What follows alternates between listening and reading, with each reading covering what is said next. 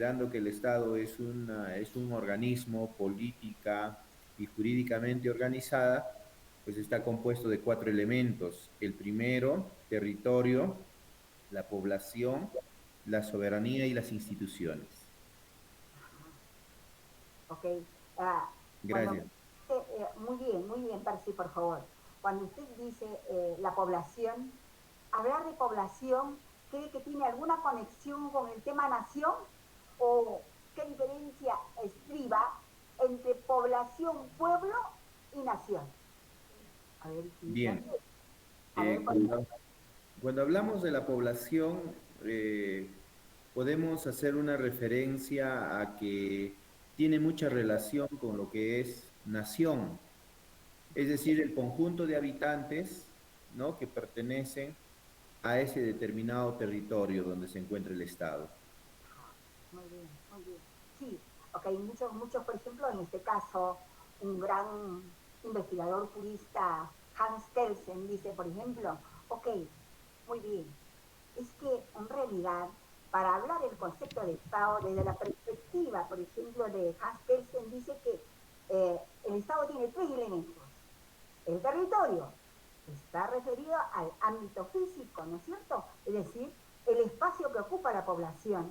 Por lo tanto, comprende, por ejemplo, el suelo, subsuelo, espacio aéreo, el mar territorial. Sin territorio, acuérdense que no hay Estado.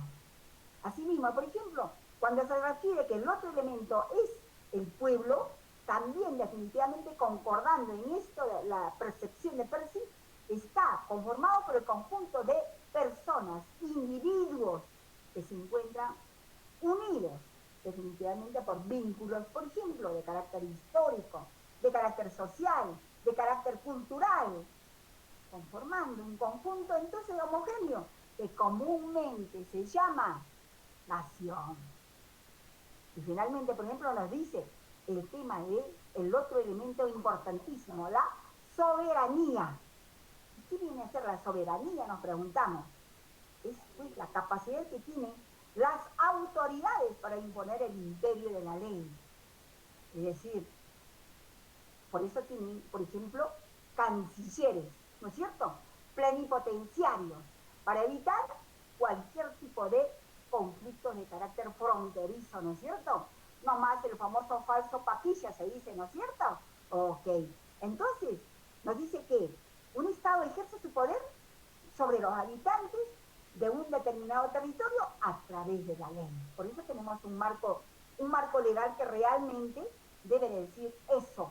Bien, instrumento que nos genere que la demarcación, digamos, no solamente externa, sino interna, es la que debemos de respetar, ¿no es cierto? Entonces la soberanía es un Estado realmente, de un Estado, definitivamente, chicos, bueno, pues recae en dos componentes importantes, y yo sé que ustedes van a estar de acuerdo con esto. Las normas de cumplimiento obligatorio por un lado, y la existencia de autoridades e instituciones que están encargadas del cumplimiento de tales normas. Es decir, no solamente es la existencia de la norma per se, sino también de quiénes son las autoridades que van a encargarse de exigir la puesta en práctica de dichas normas. ¿Está claro, chicos? Alright. A ver, también podríamos nosotros, por ejemplo, a ver, dentro de los tres poderes, por ejemplo, hemos dicho que son actualmente 130 congresistas. A ver, siempre ya todo el mundo conoce, por ejemplo, que uno de los roles del poder legislativo es precisamente generar o proponer y dar leyes, ¿no es cierto? Pero también se dice de que este es el estamento encargado de interpretar, de modificar o derogar, ojo, las existentes. Por eso alguien decía, ¿por qué no tenemos un candidato al Congreso de la República, por ejemplo, cuya única propuesta sería, me encargaré de solicitar que de la cantidad, digamos, de leyes que tiene el Perú, tengamos que evaluar, ¿ok? Modificar y derogar aquellos que no tienen ninguna aplicabilidad, porque ya en el tiempo inclusive ya no deben de estar vigentes. Pero también hay que anular, diría, esa propuesta, por ejemplo, aquellos dispositivos que, bueno, pues son simplemente un saludo a la bandera. Ya, ok, día de, digamos, del ceviche peruano, día de X, Y, Z, que no tiene mayor trascendencia con el carácter normativo que nuestro país requiere, ¿verdad? Entonces, eso realmente debería de ser también una preocupación desde el, digamos, ámbito congresal.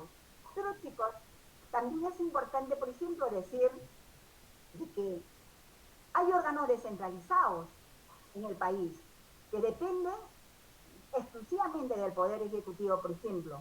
Estos, por ejemplo, cumplen su función. ¿Y cómo, cuáles son esos? Los gobiernos regionales, hemos dicho, los gobiernos provinciales y distritales.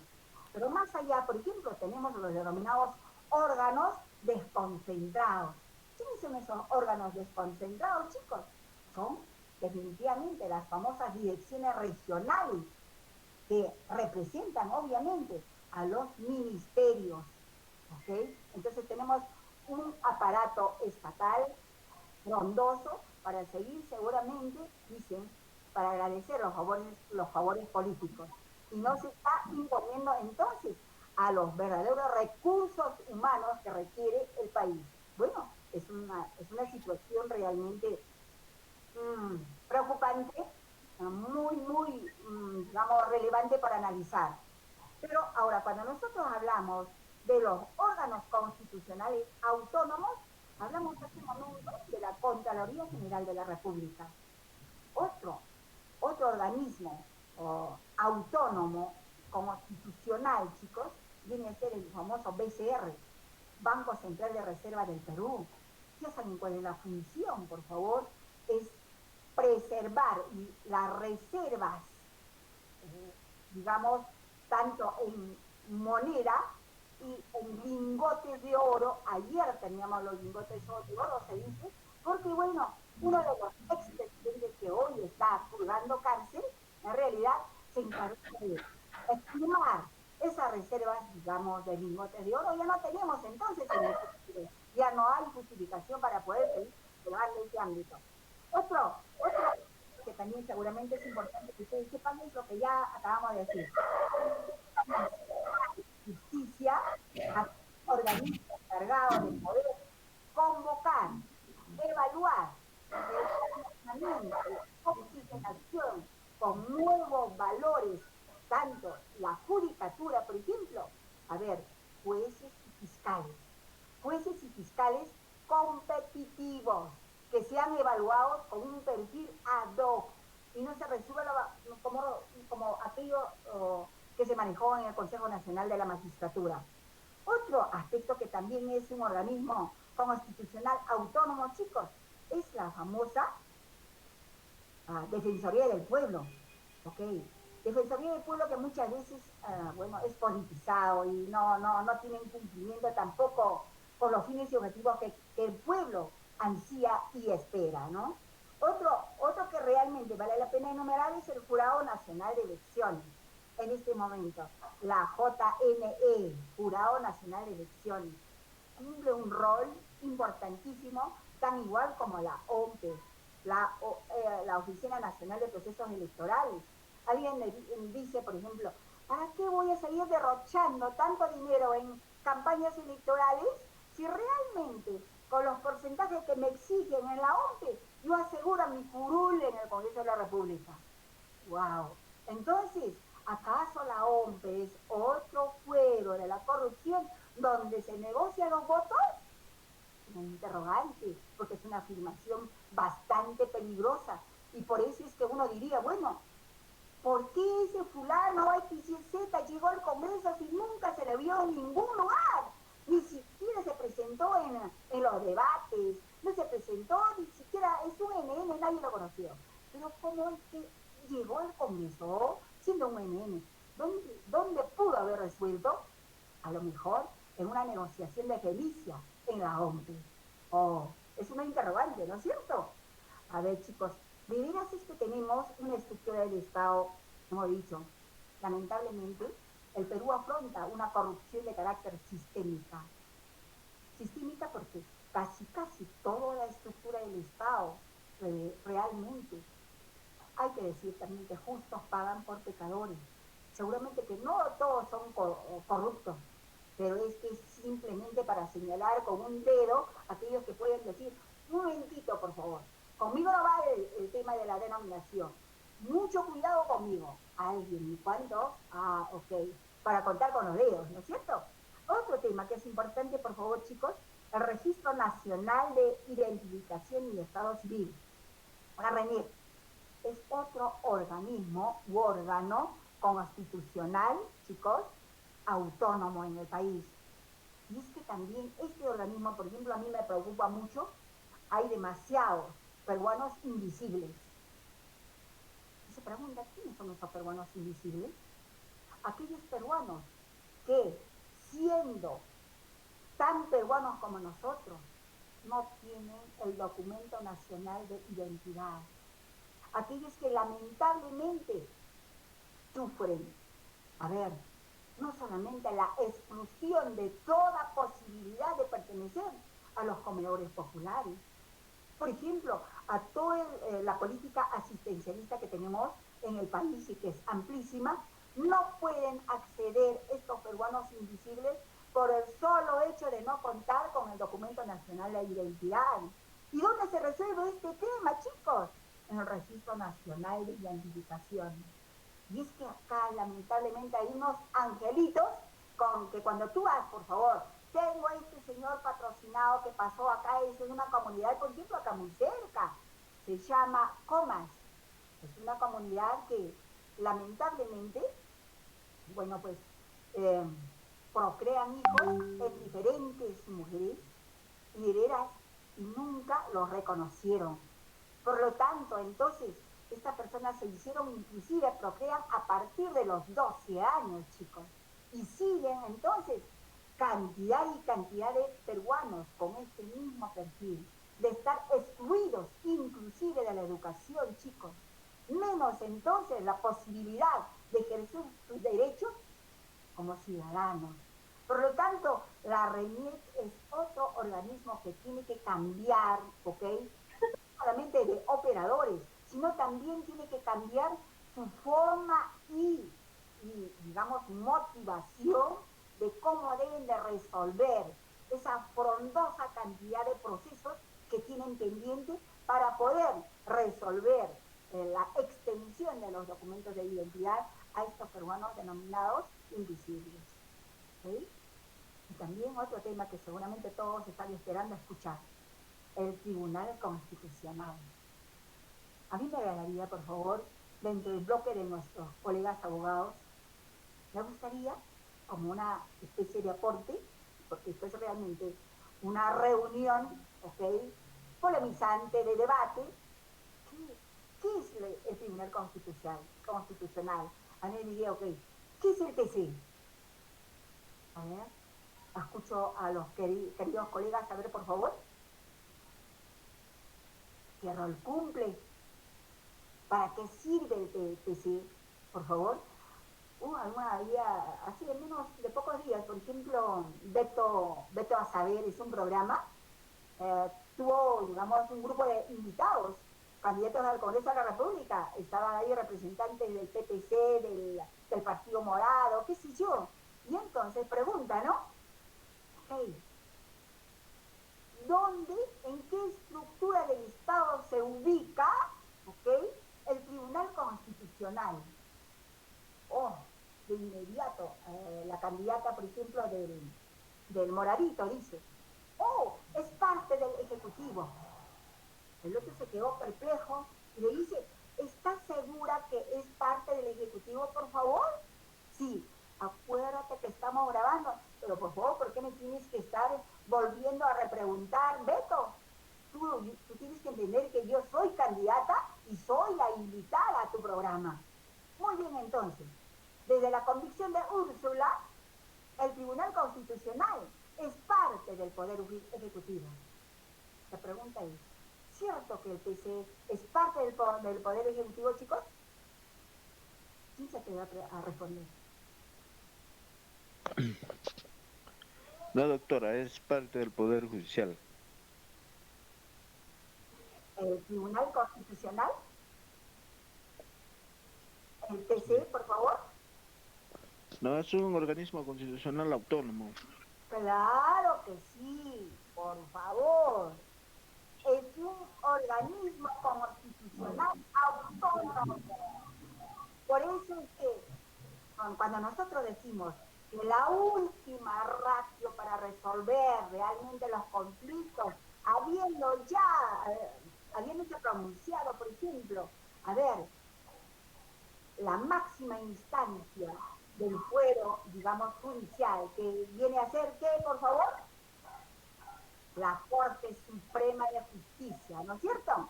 Ok, la última ratio es apelar la vía del Tribunal Constitucional, ¿no es cierto? Entonces uno espera de que el Tribunal Constitucional tenga que enmendarse, tenga que resolverse, ¿ok? Por eso se dice que el TC es el absoluto intérprete de la ley de leyes, ¿no es cierto? ¿Y qué es la ley de leyes, chicos? La Constitución. La Constitución política del Estado, ¿no es cierto? Algunos son potenciales abogados y otros que ya son abogados realmente, no me dejarán mentir que si a veces todavía existe y coexiste la incertidumbre, la duda, ok, el Tribunal Constitucional está en el Ejecutivo, alguien dirá, no, es parte del Poder Judicial, oh no, por favor. Entonces, fíjense, reuniones de esta naturaleza ameritan explicar y salir de dudas cada situación que pueda producirse en el contexto, por ejemplo, de nuestro país. A ver, chicos, vamos a seguir hablando entonces. Como parte, digamos, de la tecnología, voy a compartir con ustedes unas diapositivas, ¿de acuerdo? A ver, permítanme, por favor. ¿Verdad? Unas diapositivas.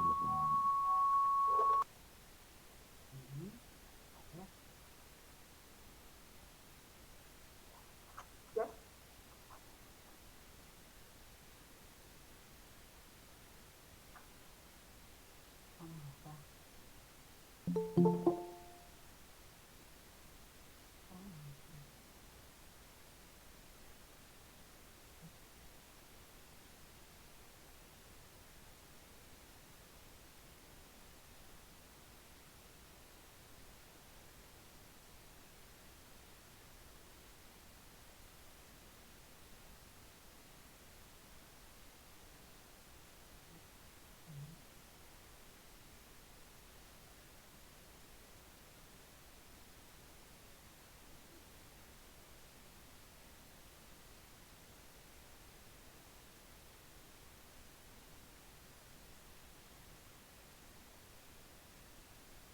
¿Lo ven, chicos? ¿Qué tal? ¿Lo ven? No, no, no, doctora, no sale en la pantalla. A ver, ahora sí, por favor. Ahora sí. Ahora sí, doctora. Ok, señores. Entonces, por favor, vamos a ir evaluando todo lo que realmente hemos estado conversando. A ver, partamos nuevamente. El Estado es una sociedad jurídicamente organizada. Claro, el territorio peruano es una sociedad donde la población está regida por un marco normativo, hemos dicho, ¿no es cierto? Por eso es que siempre tenemos una característica. Se dicen que Perú es uno de los países catalogados desde la perspectiva, por ejemplo, socioeconómica del exterior, como un país de querendones, como un país realmente donde, a ver, tanto es, digamos, nuestro cordón umbilical con nuestros progenitores, que muchas veces con ese cliché de que somos tan querendones, a ver, no rompemos ese cordón umbilical y seguimos tan arraigados que hasta el día en que tengamos que casarnos, por ejemplo, nuestro novio, nuestra novia va yendo, sumando a la casa paterna, ¿no es cierto? Casa materna. Y entonces, imagínense que luego, cuando ya tenemos los hijos, seguimos ampliando la casa paterna. Entonces, es una de las formas como nos analizan desde el exterior, chicos. Y además, ¿qué dice que la población peruana? ¿Cuál es la característica también? Que tenemos, por ejemplo, una variedad enorme de potajes, un folclore variado, del cual siempre nos sentimos orgullosos, ¿no es cierto? Pero ¿qué es lo que realmente nos falta a los peruanos? Identidad nacional, chicos. Esa identidad que nos exigiría, que nos retaría, ok, hacer las cosas de la mejor manera, donde hagas, donde, donde actives, ok, hazlo constructivamente, para una perspectiva de ser modelo, de ser ejemplo para el resto, no solamente de tu entorno familiar, sino social y, por qué no, digamos, organizacional. Eso va a tener un efecto que impacte. Entonces, imagínense, sociedad jurídicamente constituida, organizada. Asimismo, el Estado es una forma superior de organizar el poder dentro de la sociedad. Claro, por eso es que nosotros tenemos los diferentes poderes del Estado dentro de la sociedad, de la cual somos, ¿no es cierto? Por eso seguramente que ustedes se han dicho, se han preguntado, oiga, si nosotros somos Estado, ¿somos los dueños realmente, a ver, de todos los recursos que existen en Perú? Entonces, el presidente de la República, ¿quién es? Es nuestro administrador, a él hemos delegado, lo hemos elegido, ¿para qué? Para que pueda, a ver, distribuir nuestros recursos en forma óptima y que también se encargue, delegando las funciones, la multiplicación de esos recursos y no la aniquilación de esos recursos. ¿Se dice verdad? Ok, chicos. Entonces, miren, asimismo vamos a hablar de la estructura básica del peruano, del Estado peruano, ya hemos dicho, es el legislativo, ejecutivo y judicial, cada uno dentro del cumplimiento de sus funciones. Asimismo, es el Congreso de la República, el Poder Legislativo, ¿no es cierto?, que tiene, bueno, es una constitución de 130 congresistas. Y ojo acá, por favor, también tienen otro Congreso, ¿no es cierto? ¿Cuál es esa otra Cámara, por ejemplo?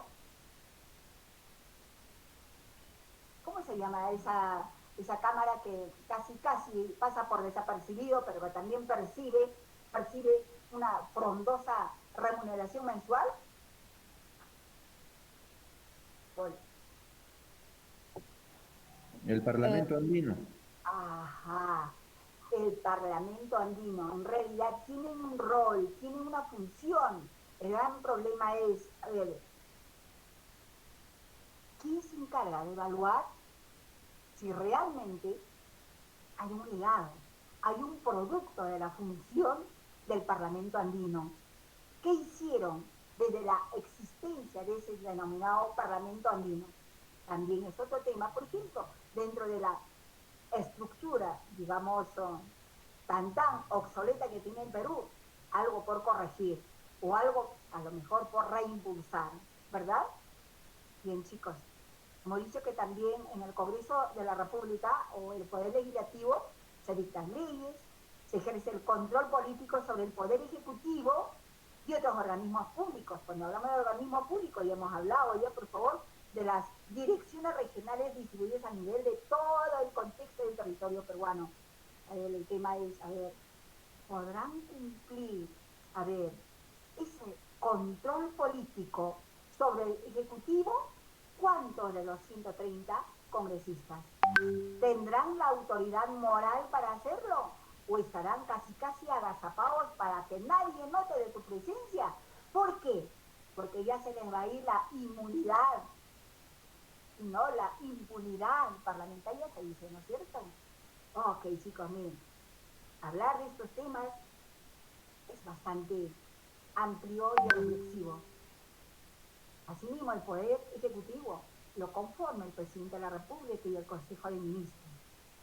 Es que el Presidente de la República, bueno, la estructura que tenemos en el país dice que tenemos un Poder Ejecutivo, por eso es que la organización peruana es presidencialista. Y es que realmente le asignamos un poder casi omnímodo al presidente de la República, pero también en realidad hay personas y personas que a veces en forma accidental llegan al Congreso, a la presidencia de la República y le pusieron el fajín, por ejemplo, de Pizarro, y al día siguiente lo que han hecho que es levantar casi todo lo que tenemos en el país. Entonces, es otro tema, chicos, es otro tema. Y entonces habría que hablar también del Consejo de Ministros. Y claro, como este equipo del Consejo de Ministros es nombrado por el presidente de la República, ¿ok? Propone él y bueno, tiene que tener la anuencia, ¿no es cierto?, del Congreso de la República.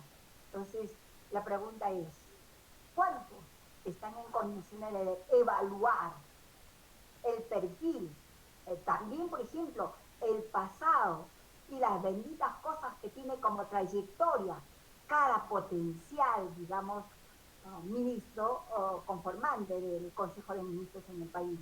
Entonces, hay mucho realmente por reflexionar. Si mismo hablamos, por ejemplo, que, hemos dicho, las principales funciones del Ejecutivo, obviamente gobernar, bien, administrar los recursos, ¿verdad?, reglamentar y también legislar. Acuérdense que muchas veces el Poder Ejecutivo, en el gobierno, por ejemplo, ustedes recordarán de Fujimori, este gobierno se encargó de emitir la mayor cantidad de los denominados decretos de urgencia.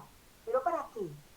Para simplemente disfrazar que todas las cosas que hacía era con la anuencia del legislativo, que era obviamente acólito al gobierno de turno, porque eran casi el 70%, digamos, de esa tienda política. Por lo tanto, en realidad, chicos, a ver, esto de administrar, reglamentar y legislar, por eso se dice que debería de existir, a ver, una separación idónea de poderes, de tal manera que al momento de poder administrar, reglamentar y legislar, ¿no es cierto?, cierto que lo deben de hacer en alianza estratégica con el legislativo para impulsar un futuro mejor de nuestro país, pero también tenemos que pensar que es responsabilidad de la población impulsar que los conformantes de ese poder legislativo estén a la altura, en el nivel de la competitividad correspondientes para cumplir esa función. Los ministros, ¿sí? A ver, por favor, me están solicitando el interno del ministerio, por favor. Vamos a tener una pausa de 10 minutos porque la concentración, porque me dicen, por favor, esto es una metodología, usted sabe, doctora, que está dirigida también a adultos. Entonces, la capacidad de concentración del humano en un horario de esta naturaleza requiere pausa. Entonces, vamos a otorgarnos esa pausa de 10 minutos, por favor, chicos.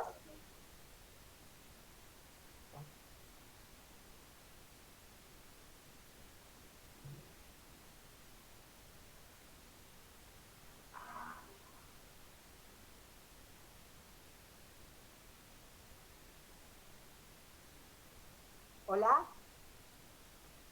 Hola. Sí, se le escucha, doctora. Perfecto, por favor, ¿me escuchan, chicos? Podemos apagar nuestros micrófonos. Vamos a tener esa pausa de 10 minutos, por favor. Ok, doctora, gracias. Muchas gracias.